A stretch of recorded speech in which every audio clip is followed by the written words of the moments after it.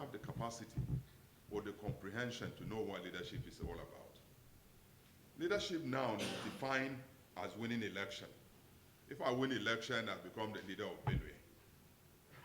If I win election as president, I become the leader of Nigeria. Do you have the characters that define you as a leader? No. The issue of English language. I was talking to my father there because I'll be 60 at the end of this year. So at 80, at 20, he would have conveniently and comfortably been my father. And he was raising issues. If we want to have one lingua franca in Nigeria, which one would you select? And me, as a minority, accept Yoruba language as a lingua franca here? Of course not. So it was convenient for the white people to say, look, no matter what you do, these people will disagree among themselves. Let us impose our language on them. And that was more acceptable. It is more acceptable to me as a Tiv man. It is more acceptable to him, my in-law, as a Yoruba man. There's nothing that we can do. It is too late. Globally, the Chinese themselves, when they wanted to move into a free market, they had to start sending their own children intentionally. Yes, intentionally. Intentionally to English schools. Do we, as Nigerians, intentionally send our children to outside school? If I'm a governor, I have the money to send my son to America, so I send him. With what intention? To show that, yes, me, I can afford it. Not with the intention that that child comes back and add value to our development.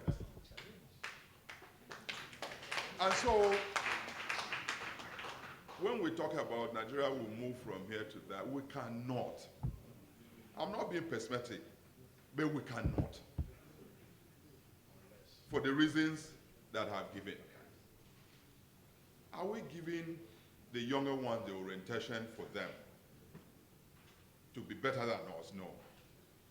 My son feels that his father is a big man, drives a big car, so he's oppressing the others.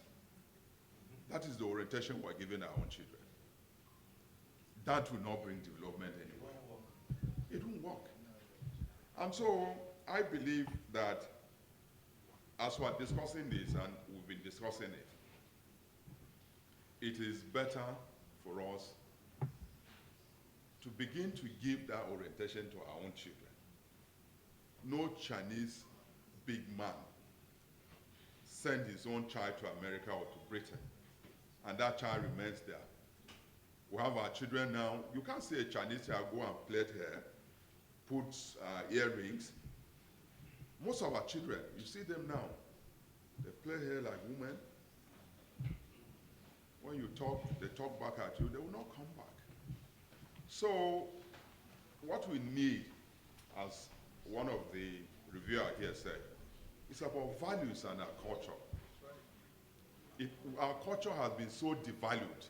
When I watch marriages in TV, as young as I am, I know the cultural activities that precede a TV marriage.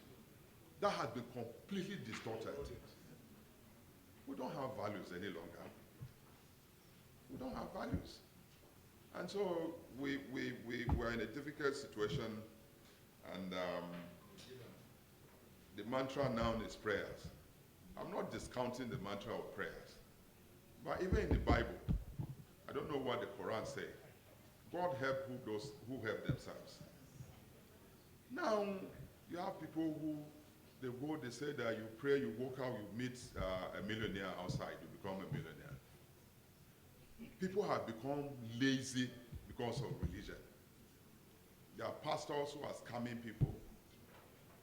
That is what we have become as a country. Those things will not ever move us from where we are. We are retrogressing as far as I'm concerned now, because when I went to the House of Representatives, the crop of members you had then the expectation was that as we progress in this democracy, that the quality will be enhanced. I don't think any one of us can look at that and say that the quality of what we have is enhanced. So the books are very apt to our current situation. How do we move forward? How do we move forward? And I keep giving the example of the Chinese. After Mao Zedong, Chinese was the most timid, undeveloped nation on earth. And they sat back and said, we must move forward.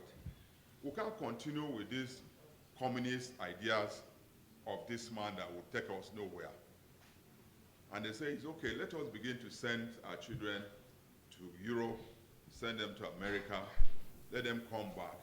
But there's no, like somebody said here, Chinese is on top. America is borrowing money from China.